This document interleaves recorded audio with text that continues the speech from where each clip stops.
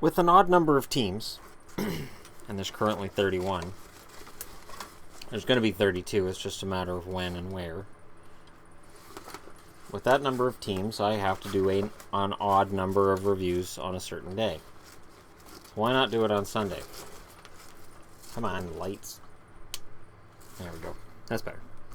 So, with that being said, why not get Boston out of the way? I say that because I've been getting comments on the channel, oh, you're going to pick Boston to be in the playoffs and not Montreal. Then people saying, well, Boston's going to be really good this year and look out for Boston. I think both sides are wrong. I'm going to tell you why. Let's discuss. First off, I'm going to start with the issues. Chara is no longer Chara. He is getting older, and he had a really rough first half. He had a good second half, but he's long in the tooth, and I don't know that he should be relied on to be at this level anymore. Rask. I have people tell me that Rask is a good goalie. I think people are remembering his numbers from a couple years ago, not the numbers he just put up. I remember when I saw the Bruins play Vancouver. Vancouver was ahead after the first period. Boston won the game 6-3. But I remember thinking, if Vancouver could break through that defense and get more shots on Rask, this would be a Vancouver game. Rask never looked comfortable the whole game. And I suspected all year that maybe he was hurt. Well, the second half of the year I suspected maybe he was hurt and he was hiding it. I haven't heard anything, and I have issues with Rask, and while Hudobin had a good second half to offset the bad second half that Rask had, I'm not confident in the goalies, and McIntyre and Subban, I have almost zero confidence in Subban, and McIntyre, for me, is about the same as Hudobin. I could see McIntyre coming into the training camp and upsetting Hudobin for the backup job, but it's a tough call. So goaltending for me is a question mark. Their defense, I don't mind. And I'm doing this the reverse to the way I've been doing the previews. I like Carlo a lot. I think Carlo's on his way up. McAvoy, I think, is on his way up. Krug, pretty steady. McQuaid, I don't know what we're getting with McQuaid and Kevin Miller. I'm shocked that Kevin Miller's still a Bruin and not Colin Miller. Postma was a decent signing. Notice he's in number 7. So as much as Hockey News wants to say, oh, Postma was their only signing, they need more help than that. I don't think they do. I don't see a guy, unless they're going to trade out McQuaid, but what are they going to get back from McQuaid? I don't see that Boston has a weakness on the blue line. They just don't have a great blue line. So this is a blue line that's a little, and I've got Jakub Zboril on here because maybe he comes into training camp and does really well, but then that would put Carlo, McAvoy, and Zboril on the top 6. That's a little young. That's like rebuilding young. And I like what Don Sweeney's done with this team. But I think there's a market correction coming. Not because Boston got worse, but because teams behind them got better. So, for me, I'm going to get this out of the way now. I'm predicting that they're going to be 4th. And I'm predicting that they're the last team to miss the playoffs. So here's the thing. Montreal fans are now saying you're predicting Montreal for 5th and Boston for 4th. And Boston fans are saying you're not predicting Boston's going to make the playoffs. And yeah. So this way I make everybody angry. But there's a reason. Marchand was near MVP level. Marchand was the big superstar. I do not believe he's going to do it 2 years in a row. I think he'll score about 60 points. I think he'll get about 30 goals. Bergeron, I don't know what we're going to get with Bergeron points-wise. I know Bergeron's going to be the best defensive forward in the league. The problem is this. Krejci is no longer what David Krejci was even 3 years ago. And he's injury-prone. Spooner, they were trying to get rid of Spooner. They wanted to get rid of Spooner, and they couldn't. Riley Nash, definitely not an offensive force. Heinen, a good, hard worker, no offense. Which leaves Forsbacka Carlson down here. Well, you don't want to be relying on him to come in as a rookie and save your asses. So Boston has major question marks down the middle. And as much as I absolutely I have this tremendous affection for Bergeron, and Bergeron is my favorite player in the league right now who's not Bo Horvat. The thing is, he can't do it on his own. He's not a franchise player.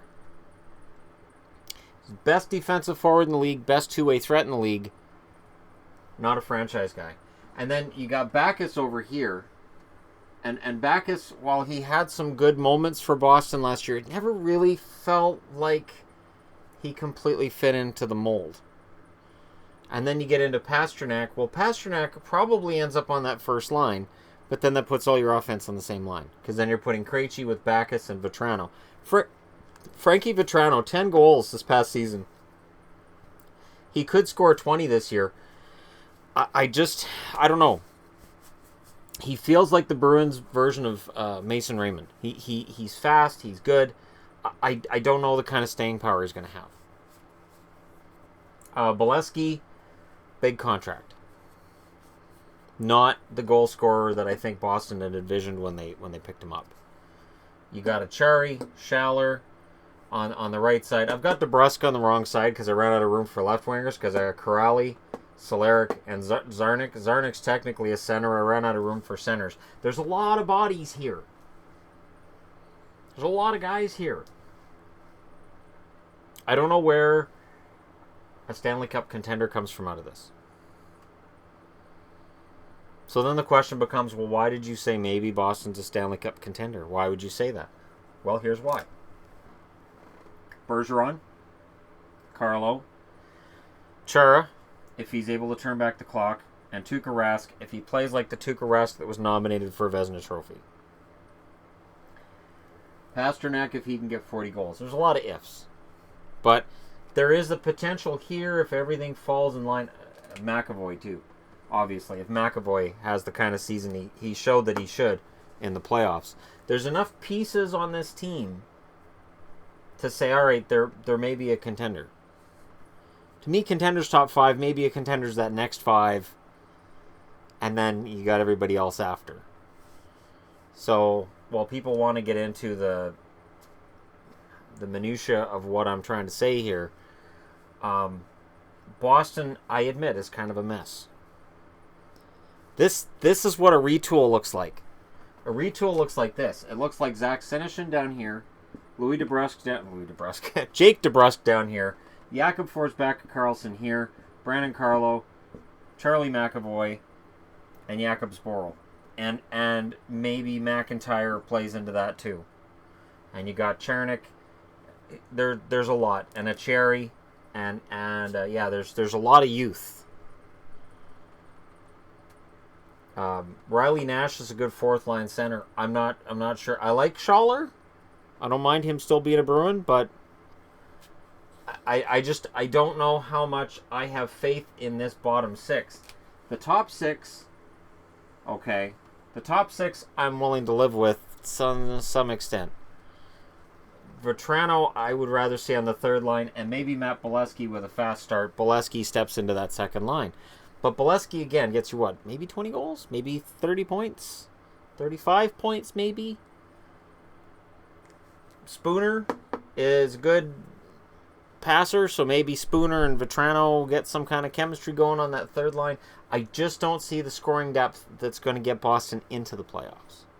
Because I think the Metro is going to have at least five really strong teams. And I honestly think the Atlantic is going to have its struggles. And Boston is going to be, I think, the 9th place team in the East. If it makes Montreal fans feel better, I think they're going to be the 10th ranked team in the East. I think it's close. Because I have a lot of question marks about Boston and about where they're going. And I have enough question marks about Boston that I can't, in good conscience, put them in the playoffs. That's why when I see comments like, oh, you're going to put Boston ahead of Montreal, of course. You still don't put them in the playoffs. I do not foresee the Boston Bruins being a playoff team this year. Not because of something that Don Sweeney's done wrong. And last summer I was all tearing into Don Sweeney. It's just there's too many young guys who don't project as key players. I think where Boston's going to fall into a trap here is, where is their version of an Austin Matthews or a Connor McDavid or any top-line center? Because let's just say, just for the record, let's say Bergeron gets hurt. Let's play the Bergeron game. Bergeron gets hurt, Krejci moves up to first-line center. Then what? Backes moves into the number 2 center spot. Okay, Pasternak moves up to right wing. Then what? DeBrusk comes in. DeBrusk will be on the left side. Bolesky move over to the right. I don't know. Vetrano move over to the right. I don't know. All I know is this team is one injury away from everything blowing up. What if Zdeno Chara, who's lost a step, what if he loses another step this year? What if 30 games into the season, it's obvious that the 40-year-old Chara is 40 years old? Through no fault of his own, Chara's played a lot of minutes. He has hit a lot of guys. He has logged a lot of time. He's had a lot of pressure situations. His body is getting close to that expiration date as an NHL player. While I love Carlo, I love McAvoy, I think Zboril's got potential, and Torrey Krug's one of my favorite players in the NHL, I don't see a physical, big defender who's going to do what Chara does anytime soon on the Boston blue line. So it is hard for me to project where Boston goes other than finishing probably out of the playoffs, probably winning enough games with the team that they've got to stay out of a cellar, but not winning enough games to get past the 5th place team in the Metro. And I haven't discussed the 5th place team in the Metro, but that's coming, because it's the team that's going to finish directly ahead of Boston. And the weird part is, you'd think as a Bruins fan I'd be upset, I'd be ready to tear into management. It's just what happens. Players get older. It's the same as in Vancouver. I don't look at Vancouver and say, oh, what horrible management, other than Mike Gillis giving the wrong guys long-term contracts and being loyal when he should have recognized he needed to make upgrades. But in terms of, yeah, players get old, guys retire, that's just what happens, and your team falls out of the playoffs. It's part of the cycle. It happens to everybody. And right now, Boston's going to, probably approach another rough patch. This would be 3 missed playoffs in 4 years. Hopefully they don't fire Bruce Cassidy if they miss the playoffs. I love what Cassidy did for the team. Cassidy is able to motivate his offense. I think Vetrano's going to love Cassidy this year. So hopefully if Boston does end up finishing out of the playoffs, it doesn't mean Cassidy's a one and done. Because I think he's a very good coach. But I don't, and again, I know this is going to get people. People, when I do the top 10 goalies, they hear, well, where's Rask? When I talk about Boston and Rask, I get, Rask's great. Check the stats. Check the numbers. Rask has not been Tuukka Rask the last couple of years. And not this season that we just passed, but the season before, there were all kinds of Bruins fans talking about trading Tuukka. He's not worth the cap hit. Get rid of Tuukka. Get rid of Tuukka. And I defended him on Facebook, and no. There's no point getting rid of Tuukka. That's stupid. Tuukka will get it back. It's 2 years in a row that he hasn't been one of the better goalies in the league. I'm starting to have my concerns. Because if Tuukka has a bad year, this is 6th or 7th in the division. This is easily 6th or 7th in the division. Because if Boston doesn't get goaltending and Chara gets old, Buffalo will pass him. Boston is not a deep team right now. They're going to be, because I think like Trent Fredericks, another one, you're not going to see him on this board, but Trent Fredericks, another good young prospect. There's a lot of good young prospects waiting to come up and join the Bruins, and I think it's exciting where things are going to go from here. But this year could be a down year.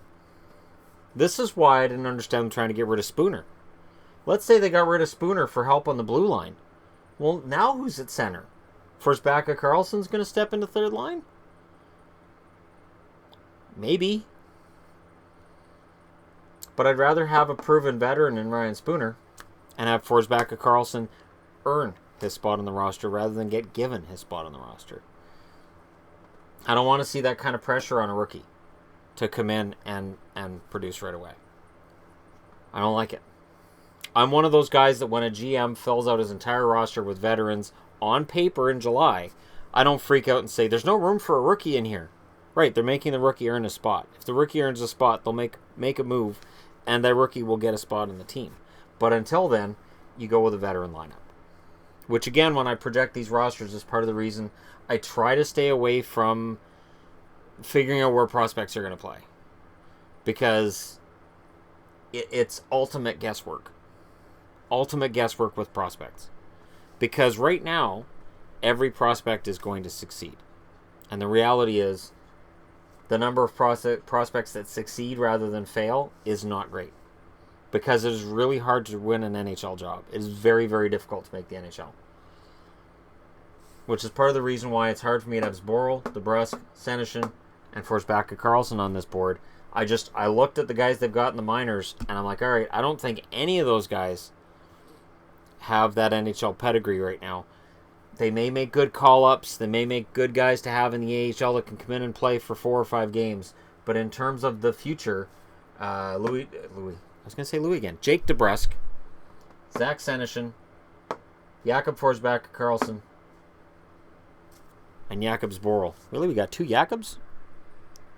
2. I gotta look that up. Yep, 2 Jakobs. A Jakob and a Jakob. That's either way, it's good. It's good.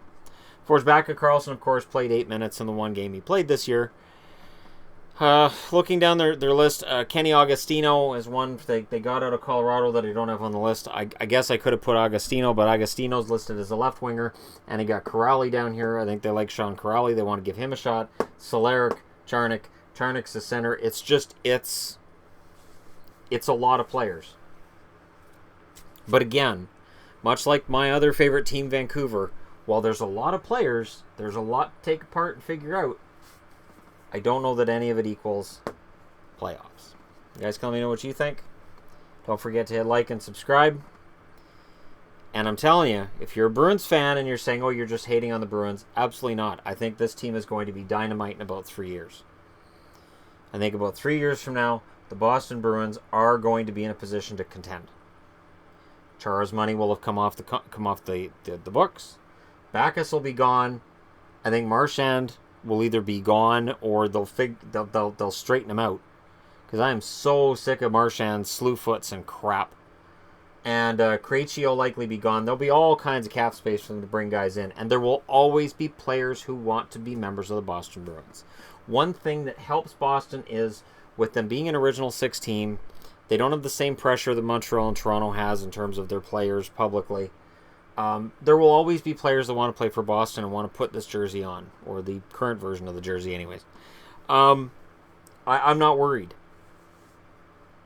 I'm genuinely not worried. And 2 years ago, I was very worried about the Bruins. But right now, I'm not. I think there's some good things. I'm not as sold on Senyshyn as a lot of Bruins fans are. Bruins fans are all excited. I don't pay any attention to stats in juniors when you're over age. I don't want to see it. I'm more excited about Jake DeBrusk, who played in the minors and played relatively well. That I'm excited about. Senyshyn, I'm less excited about. So, we'll see. But for right now, and I don't mean to have DeBrusk below Senyshyn. That's just the way I wrote it on the board. You guys are taking the board way too literally. It's funny because I'll go, I think this guy's going to be in this line. Yeah, you're probably right. This one's on the left wing instead of the right wing. Yep, because while I'm writing it up, that's the way it happens. I go, I got the left wing filled. I'll just throw him on the right side. I'll throw him on the left side. We'll figure this out. And then I talk my way through it while I'm talking to you guys. So, there's that. Anyways, again, let me know what you guys think. Hit like and subscribe. And I'll talk to you again soon.